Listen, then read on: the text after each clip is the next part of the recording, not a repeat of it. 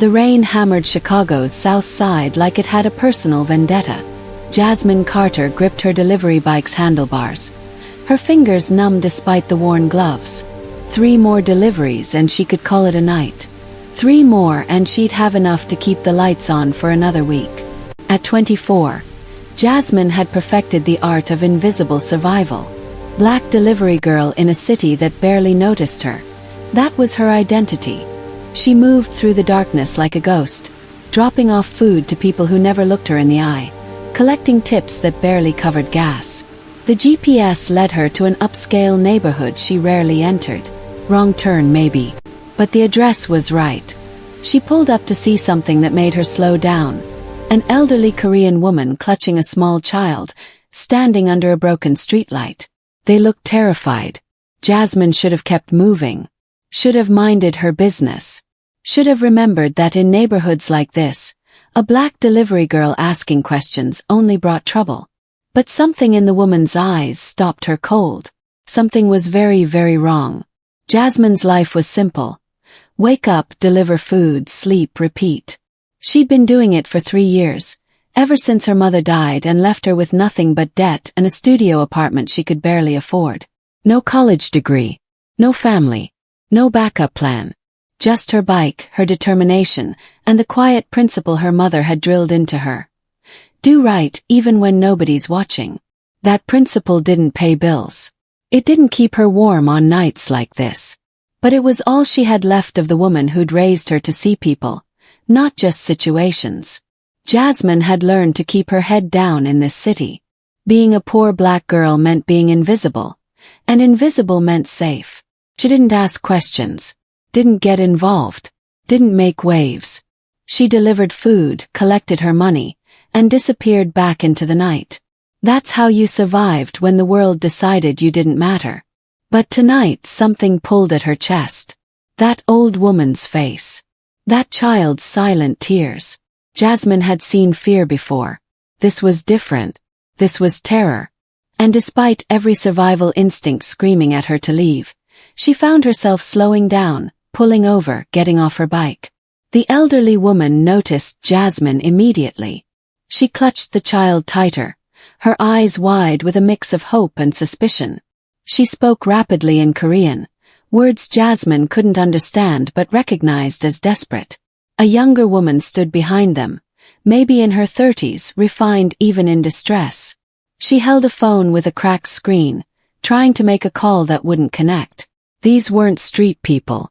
Their clothes were expensive, their bearing dignified despite the fear. They didn't belong in this neighborhood at this hour, standing exposed under a broken streetlight like targets. "Are you okay?" Jasmine called out, approaching slowly so she wouldn't startle them. The younger woman's head snapped up. "Please, do you speak English?" "Yes." "What's wrong? Do you need help?" "Our car broke down. We've been waiting for assistance but..." She glanced over her shoulder nervously. "We need to leave." Something's wrong. I can feel it."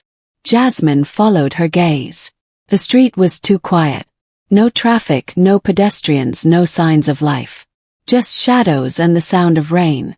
The elderly woman spoke again in Korean, urgent and frightened. The younger woman translated. "She says bad men are coming. She says we need to hide." Jasmine's instincts screamed danger. But she didn't run. The black SUV appeared from nowhere, rolling slowly down the street with its lights off. Jasmine's heart jumped into her throat. The younger woman gasped. "Get behind me," she told the elderly woman and child, her voice shaking.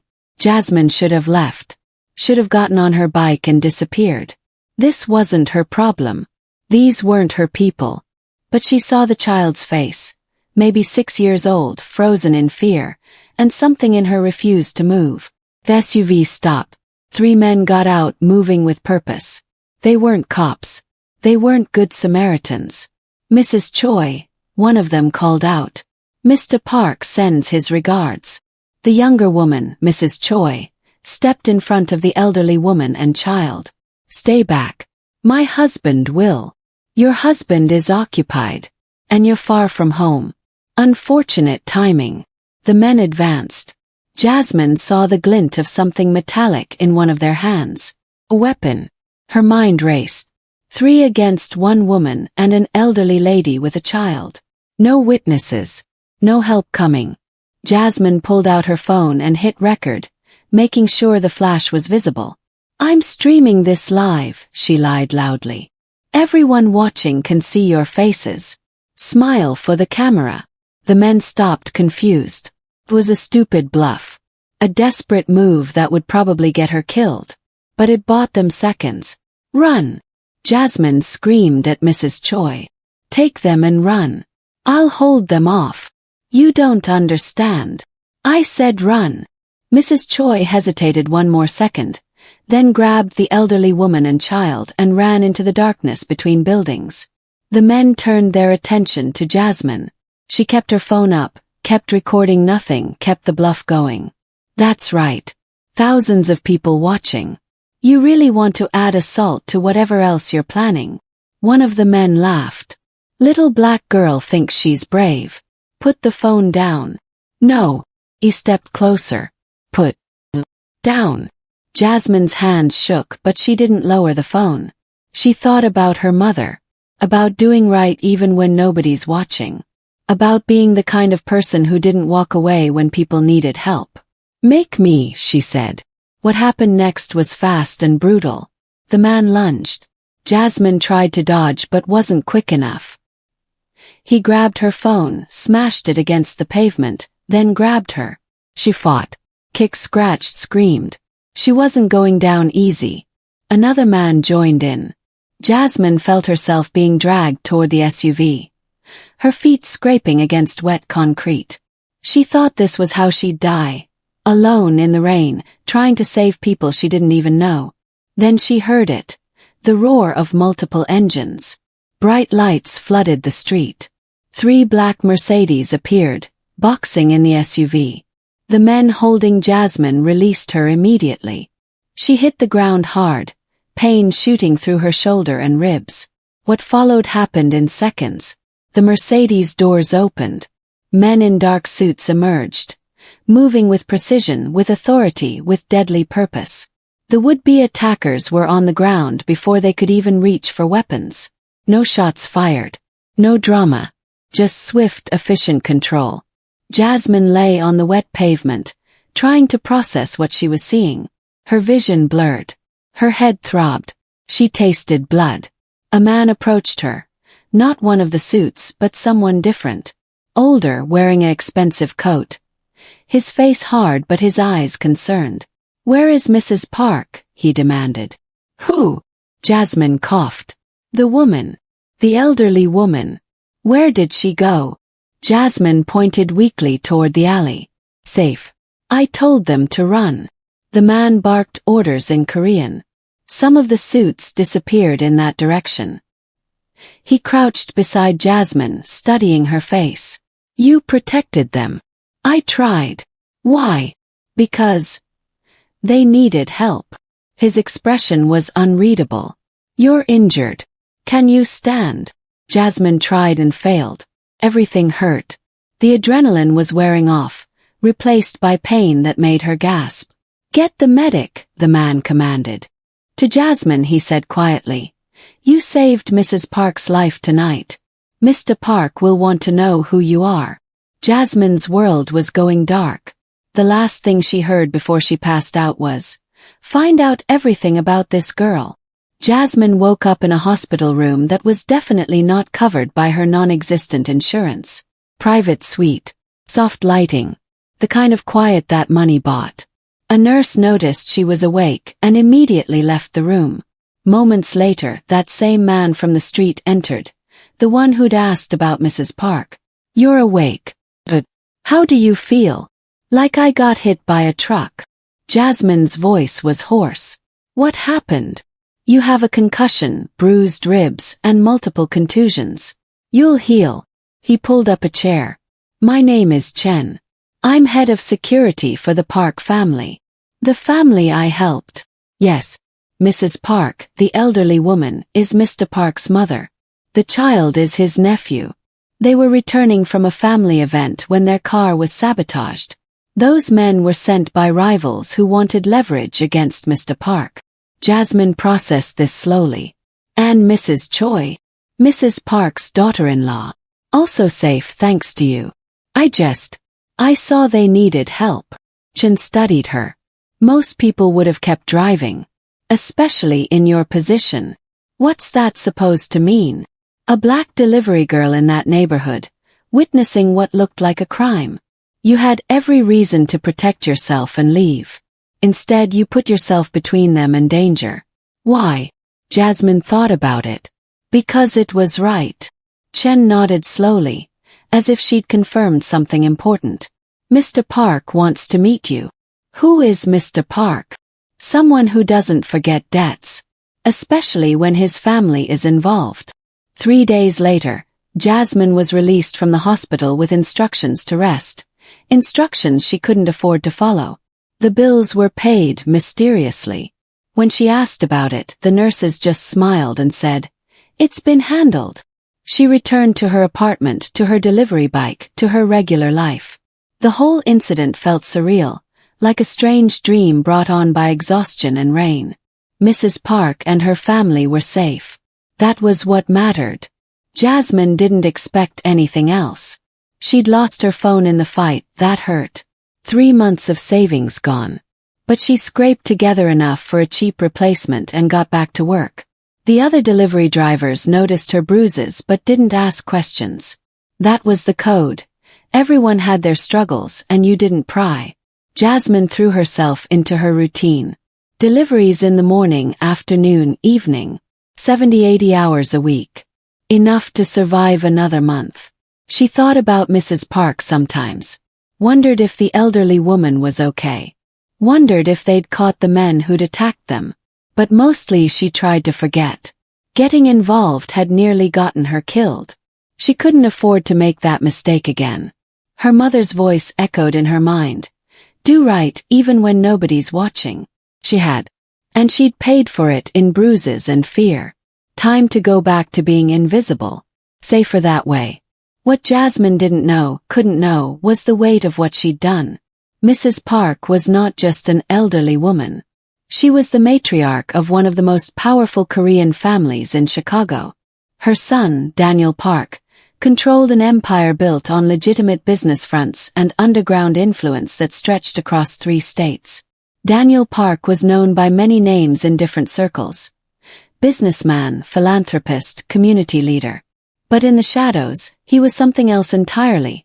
The head of an organization that commanded absolute loyalty and dealt in power most people couldn't imagine.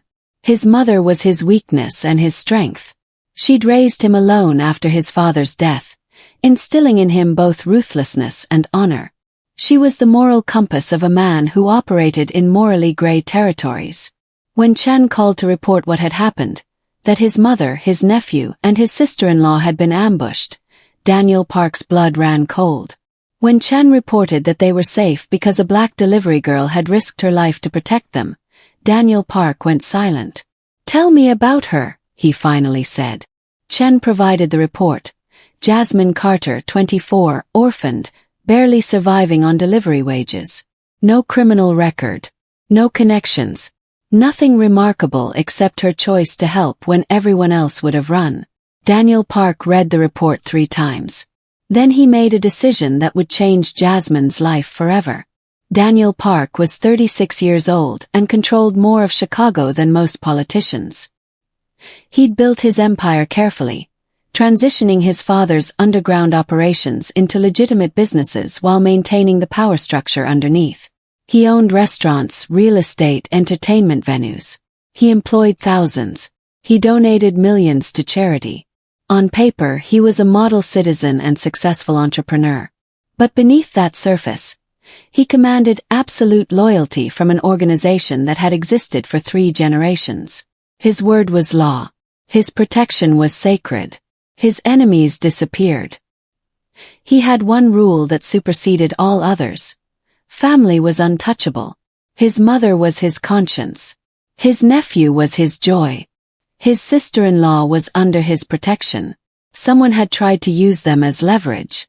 Someone had thought they could threaten the Park family and walk away. That someone was already suffering consequences they couldn't imagine. But what occupied Daniel's mind now wasn't revenge. His people were handling that.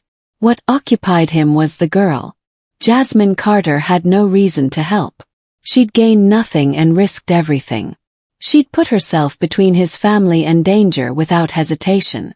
In Daniel's world, that kind of loyalty was priceless. That kind of character was rare. And in the code he lived by, debts to people like that could never be left unpaid. Find out what she needs, Daniel told Chen. Everything. Her debts, her struggles, her dreams. I want a complete picture. And then I'm going to change her life. Whether she wants me to or not. Daniel was in a meeting with his advisors when his mother called. He answered immediately.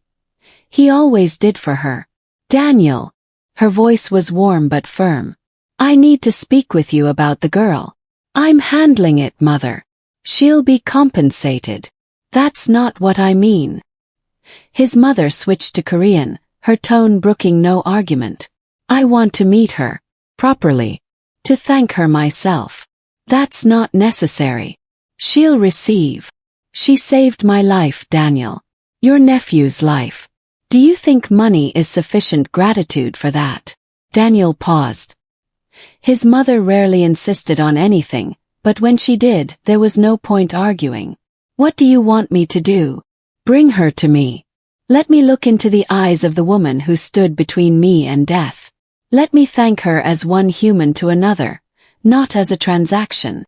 Daniel felt something shift in his chest. His mother was right as always. I'll arrange it. And Daniel, be gentle with her. She risked everything for strangers. That kind of heart is precious. Don't frighten her with who we are. After hanging up, Daniel sat in silence. His advisors waited patiently. Finally he spoke. Cancel my afternoon meetings.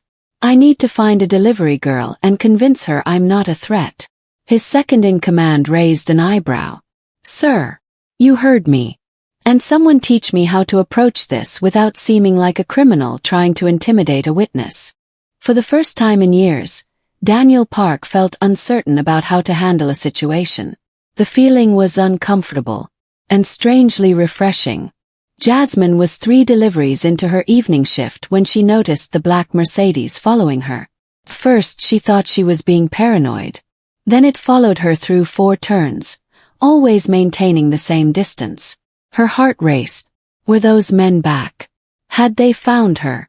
She pulled into a well-lit gas station, hand on her phone, ready to call 911. The Mercedes pulled in behind her and a man stepped out. Not threatening, hands visible, movements careful. It was Chin. Jasmine's fear shifted to confusion. What are you doing? Mr. Park would like to speak with you. If you're willing. About what? About thanking you properly for saving his family. I don't need thanks. I'm fine. His mother insists. She wants to meet you. Jasmine hesitated. Every instinct told her to say no, to stay away from whatever world these people inhabited. But she remembered Mrs. Park's terrified face, the way she'd clutched that child. Just a meeting. Just a meeting. I'll drive you there and bring you back. You have my word you'll be safe. Something in Chen's steady gaze made her believe him. Against her better judgment, Jasmine nodded. Let me finish my deliveries first. I'll wait. Chen followed her for the rest of her shift, a silent shadow ensuring her safety. When she finished, he opened the Mercedes door for her. As they drove toward an address in one of Chicago's most exclusive neighborhoods, Jasmine wondered what she'd just agreed to. The Park estate was overwhelming. Jasmine had delivered to wealthy homes before, but this was different. Old money, real power, the kind of place that made her acutely aware of her worn delivery uniform and scuffed shoes. Chen led her through an elegant entrance into a sitting room where Mrs. Park waited. The elderly woman's face lit up when she saw Jasmine, and she immediately stood, speaking rapidly in Korean. A younger man entered from a side door, tall, impeccably dressed, with sharp features and eyes that missed nothing. This had to be Mr. Park. Daniel Park stopped when he saw her. Really saw her. In the reports, Jasmine Carter was statistics and background checks. In person, she was something else entirely. Young, exhausted, wearing a uniform that had seen better days. But her eyes were clear, her spine straight despite obvious discomfort. She looked at him without fear, just wariness and confusion. "Miss Carter," he said. His English unaccented and educated. "Thank you for coming. Your guy didn't really give me a choice." Slight smile. "Chen can be persuasive. But you could have refused. You didn't. Your mother wanted to see me." Mrs. Park crossed the room and took Jasmine's hands, speaking in Korean with tears in her eyes. Daniel translated. "She says you are an angel.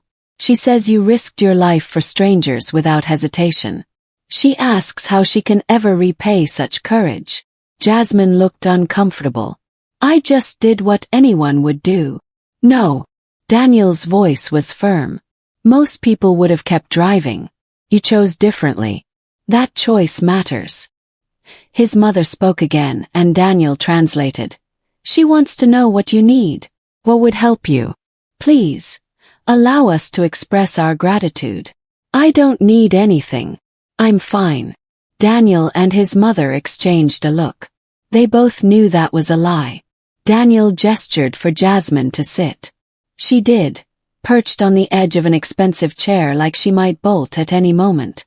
Mrs. Park poured tea with her own hands, a gesture of respect Daniel knew his mother reserved for people she truly honored. "Ms. Carter," Daniel began, "my family owes you a debt. In my culture, such debts are sacred. Please understand, this isn't charity. This isn't pity. This is gratitude. I didn't save your mother for a reward." "I know. That's exactly why the reward matters." Daniel leaned forward. "You're working 80-hour weeks for poverty wages. You have medical debt from your mother's illness. You're one emergency away from homelessness. These aren't assumptions. Forgive me, but I had you researched."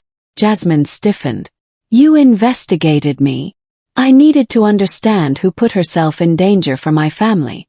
What I found was someone with integrity working 3 times harder than she should have to for a fraction of what she deserves. That's my business." "It was. Now it's mine too. Because you protected what's most precious to me." Daniel's voice softened. "My mother is everything. My nephew is my joy. You saved them both. How do I put a price on that?" Mrs. Park spoke, and Daniel translated. "She says you remind her of herself when she was young.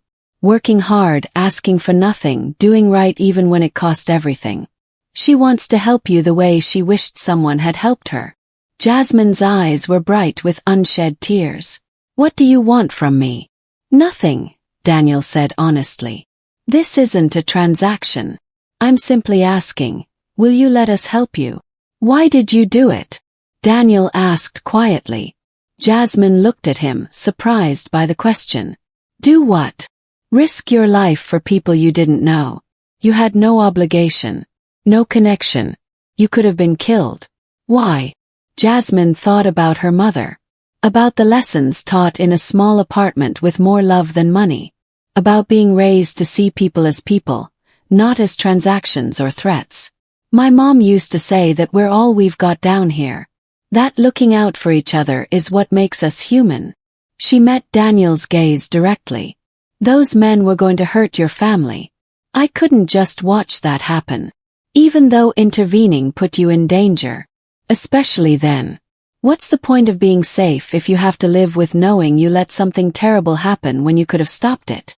Daniel felt something shift in his chest. This was the answer he'd been looking for. Not just words but a worldview. A moral code that put others first even at personal cost. His mother spoke in Korean, and Daniel saw tears on her face. He translated. "She says you have the heart of a warrior. That true strength isn't in weapons or power, but in choosing to protect the vulnerable even when it costs you everything." Jasmine wiped her own eyes. "I just did what felt right." "That's what makes it extraordinary," Daniel said. "Most people know what's right. Few actually do it when it's dangerous. He made a decision then. Not just to help her, but to bring her into his world in a way she'd never expected. Ms. Carter, Jasmine, I'm going to make you an offer. Please listen before you refuse. Daniel laid out the details methodically, watching Jasmine's face cycle through disbelief, suspicion, and shock. First, your medical debt from your mother's illness, paid in full. Second, your current rent and living expenses, covered for the next year while you get on your feet. Third, a position at one of my companies, legitimate work with real pay, benefits, and respect. That's too much. I'm not finished. Fourth, access to education if you want it. We have scholarship programs. Fifth, security. You put yourself at risk for my family. That means you're under my protection now. Anyone who threatens you threatens me. Jasmine stood up. I can't accept this. It's insane. It's gratitude. It's too much. Not. I don't deserve. You saved my mother's life. Daniel's voice went hard. You almost died protecting strangers. How is ensuring you have a decent life too much repayment for that? Mrs. Park spoke urgently in Korean. Daniel softened his tone as he translated. My mother says she spent 3 days thinking about you, worrying about you, wondering if you're safe, if you're struggling, if the men who hurt you might come back. She can't sleep knowing the woman who saved her is suffering.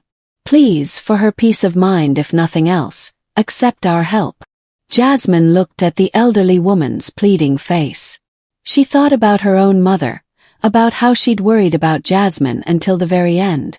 Why does it matter so much to you? She asked quietly. Daniel's answer was simple. Because in my world, loyalty is everything.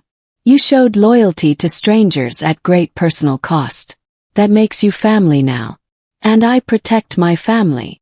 What does that mean? Jasmine asked, an edge of fear in her voice. That I'm family now?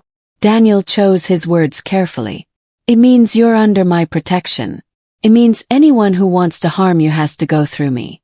It means you have resources, support, and people who will help you. And in return, nothing. There's no debt, no obligation. You can refuse everything and walk away right now. But understand this, whether you accept my help or not, you're protected. Those men who attacked you, they'll never bother you again. Any enemy of mine who thinks you're a weakness they can exploit, they'll learn otherwise. You're talking like a... Jasmine stopped herself. Like what I am, Daniel finished calmly. I won't lie to you about who I am or what I do. My business has layers. Some legitimate, some less so. I operate in a world that has its own rules. But those rules include absolute loyalty to people who've proven themselves. And I've proven myself. You risked your life for my mother without knowing who she was or what she could offer. That proves more than any test I could design. Mrs. Park stood and crossed to Jasmine, taking both her hands. She spoke in Korean, her voice gentle but firm. Daniel translated. She says you're not being claimed like property. You're being claimed like family. Protected, valued, invested in. In our culture, when someone saves a family member's life, they become part of that family. It's not ownership.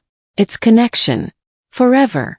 Jasmine felt tears slide down her cheeks. I've been alone for so long. You're not alone anymore, Daniel said quietly. Not if you don't want to be. The transformation started small. Jasmine woke up the next morning to find her rent paid for the year. Her medical debt gone. A bank account in her name with enough money to breathe for the first time in years. Chen appeared at her door with a new phone. Mr. Park insists. And these. He handed her keys. Your bike was damaged in the incident. This is a car.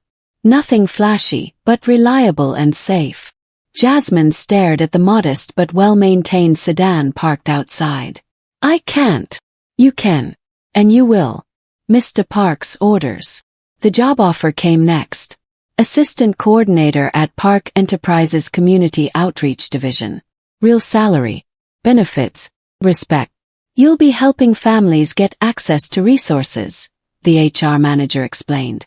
Mr. Park thought your background would make you perfect for connecting with the communities we serve. Within 2 weeks, Jasmine's life had shifted from desperate survival to actual stability. She could afford groceries without calculating every penny. She could sleep without nightmares about eviction. She could think about a future beyond the next day. But the biggest change was the protection. She noticed them after a few days, the discreet security that shadowed her movements. Not threatening, just present. Chen explained. Mr. Park takes no chances with family. You're safe now. This feels surreal, Jasmine admitted. You'll adjust. And Ms. Carter, you earned this. Never forget that. Mrs. Park invited her to weekly dinners. The elderly woman doted on her, teaching her Korean phrases, sharing stories, treating her like the daughter she'd never had. Daniel was more reserved but always present, checking in, ensuring she had what she needed, never pushing but always available. For the first time since her mother's death, Jasmine felt like she belonged somewhere. But safety in Daniel Park's world came with complications. 3 months into her new life, Jasmine learned what it meant to be associated with his name. A former rival tried to send a message by targeting her at work. She was leaving the community center when a car pulled up. A man stepped out, smiling in a way that made her skin crawl. You're the delivery girl, right? The one Park's so protective of. Jasmine's new training kicked in. Chan had insisted she learn basic security protocols. She stepped back, hand on her phone. I don't know you. That's okay. I know you. Wanted to have a conversation about your boss. See, he's been stepping on some toes, and we thought maybe you could help us. 3 of Daniel's security team appeared from nowhere, surrounding the man. The leader spoke calmly. This is your only warning. Leave. Now. The man's smile vanished. He left. That night, Daniel himself came to see her. Are you okay? Shaken but fine.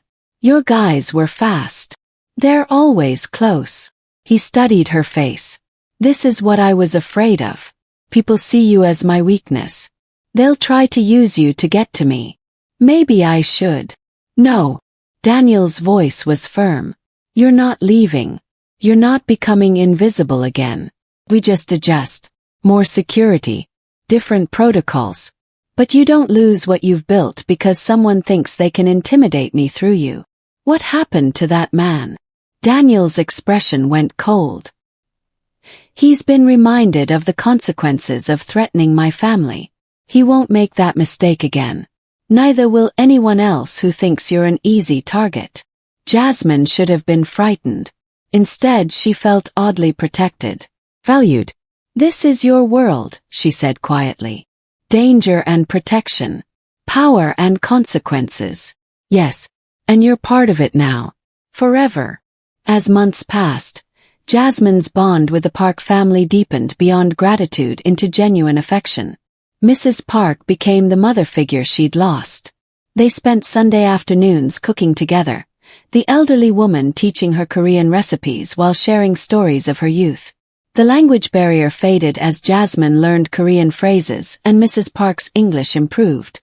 You remind me of myself, Mrs. Park said one afternoon, her English careful but clear. Strong. Kind. Survive anything. You've been through a lot, Jasmine asked.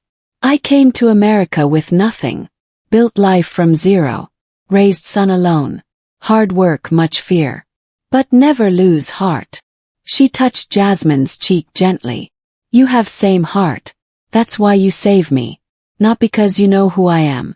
Because you see person who need help. Daniel's nephew, 6-year-old Michael, adored Jasmine. He called her Auntie Jazz, and begged her to play with him whenever she visited. His mother, Mrs. Choi, whose first name was Sarah, became a close friend. You gave us back our lives, Sarah told her during one visit. I'll never forget watching you stand between us and those men. You were terrified but you didn't run. I couldn't leave you. Most people would have. That's what makes you extraordinary. Daniel observed these relationships with quiet satisfaction. He saw how his mother's face lit up when Jasmine arrived. How Michael ran to greet her. How his family had adopted this young woman who'd risked everything for them. "She's one of us now," his mother told him in Korean. "Protect her always." "I intend to," Daniel replied. The trust between them grew. Daniel included Jasmine in family celebrations, consulted her on community initiatives, valued her perspective on reaching underserved populations. She was no longer the delivery girl he'd rescued. She was family. And in the Park family that meant everything. 1 year after the night in the rain, Daniel made his decision public. He called a meeting of his full organization. Not just the legitimate business side, but everyone who operated under his authority. These gatherings were rare, reserved for major announcements. Jasmine didn't attend, but she heard about it later from Chen. Daniel stood before his people and made a declaration. "Jasmine Carter is under my permanent protection. She is family. Anyone who threatens her answers to me directly. Anyone who harms her signs their own death warrant. This is not negotiable. This is absolute." The message rippled through Chicago's underworld within hours. Jasmine Carter, former delivery girl, current nobody, was untouchable. She had the protection of Daniel Park, and that meant she might as well be royalty. When Daniel told her what he'd done, Jasmine was overwhelmed. "Why make it so public?" "Because I needed everyone to know. No ambiguity. No testing boundaries. You're mine to protect now. Forever. Yours." Daniel's expression softened. "My family's. Under my protection. Part of my world. However you want to phrase it, the result is the same. You're safe. Always. What if I don't want to be part of your world? Then you don't participate in the business. But you're still protected. Still family. Still valued. Those things don't change based on your comfort level with how I operate." Jasmine studied his face. "You really mean that?" "I never say anything I don't mean." She thought about the year that had passed. The stability she'd found. The family she'd gained. The purpose in her work at the community center. "Okay," she said softly. "I'm in. Whatever this is. This family, this protection, this life. I'm in." Daniel's smile was rare and genuine. "Good. Because my mother would never forgive me if you left." Late one night, Jasmine asked Daniel the question that had been nagging at her. They were in his office, reviewing proposals for expanding the community center programs. She looked up from the documents and said, "Why me? Really? You could help anyone. Why invest so much in a random delivery girl?" Daniel set down his pen and considered her carefully. "Do you know how many people I've tested over the years? How many have failed to show basic loyalty when it mattered? I wasn't trying to pass a test." "Exactly. That's the point." He leaned back. "I've had employees steal from me. Associates betray me. People I've helped turn around and use that help to undermine me. In my world, true loyalty is almost impossible to find. So I'm what? A novelty. You're proof that good people still exist. That integrity isn't just a word." Daniel's voice grew intense. "You had everything to lose and nothing to gain. You were a black woman in a neighborhood that already saw you as suspicious. You could have been arrested, hurt, killed. Any of those outcomes was more likely than reward. But you helped anyway. Because it was right. Yes.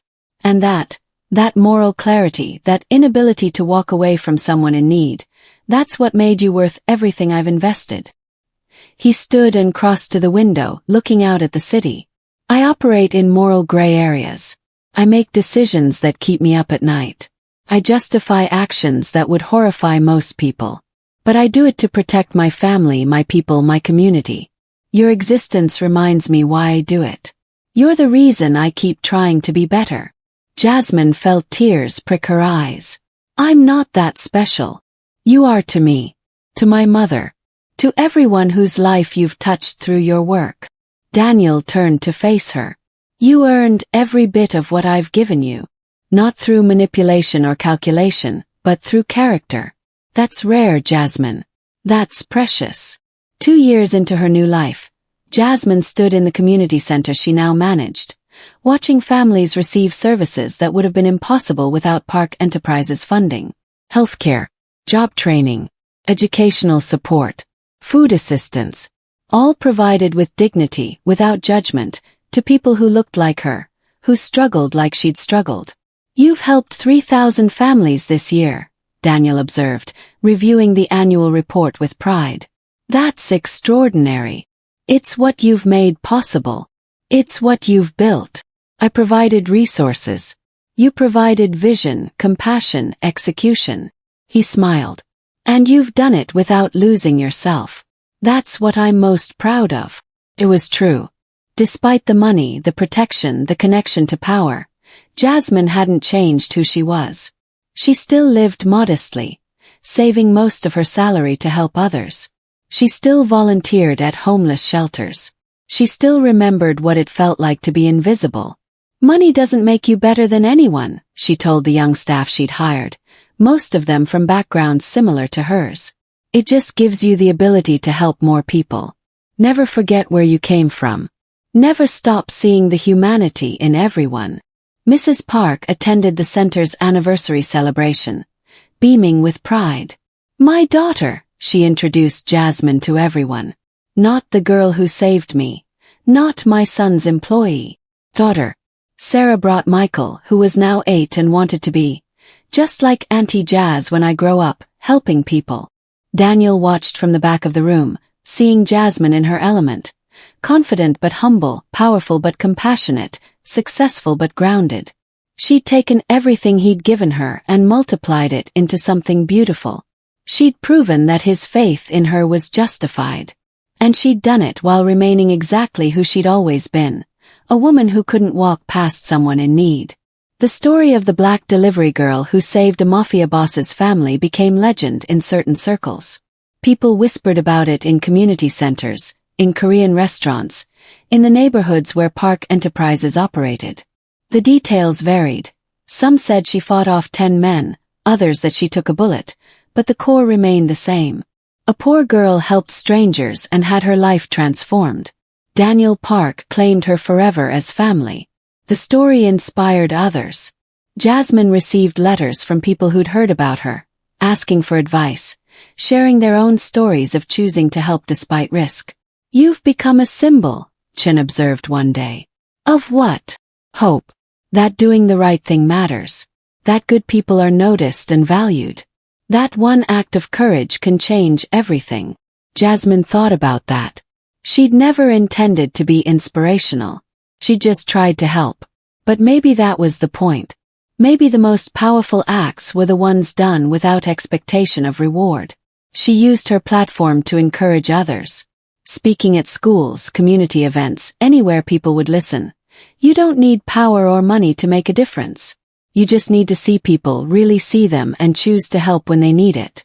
That choice matters more than you know.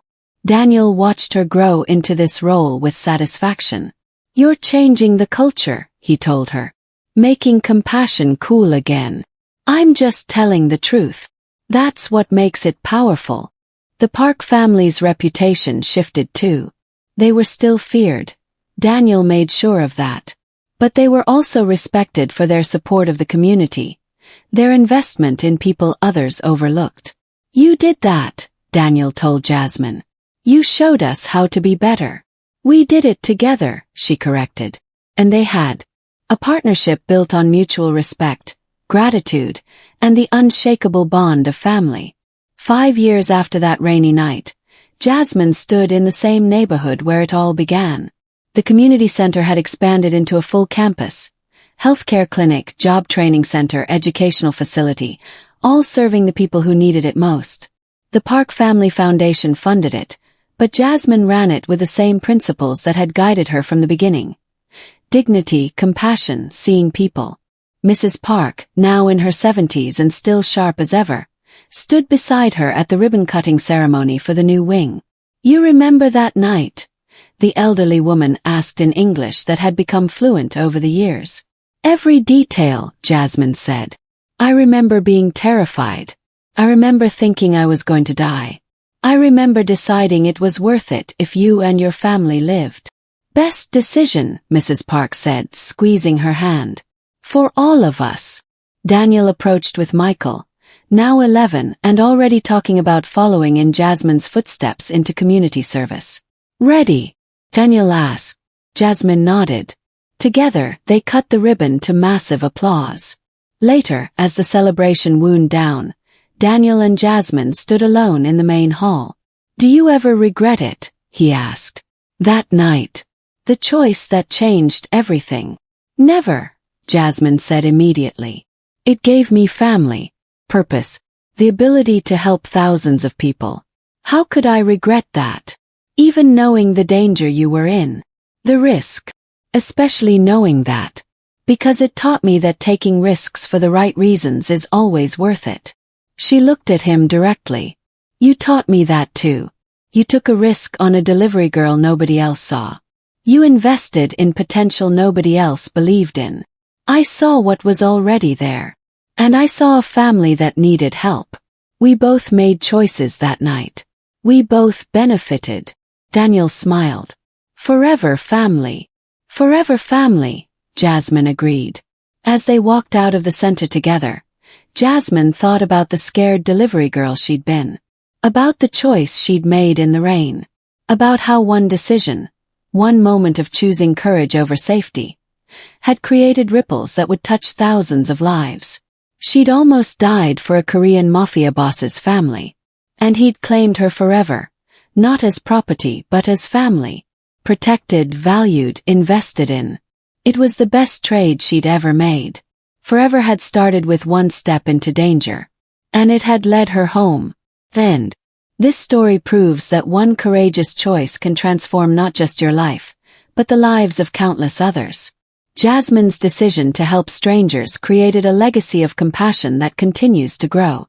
And Daniel Park's choice to honor that courage showed that gratitude, when given freely and generously, can change the world. True power isn't in control or fear. It's in recognizing goodness and protecting it fiercely. Forever family. Forever grateful. Forever changed. Subscribe, share this story of sacrifice, loyalty, and unexpected destiny.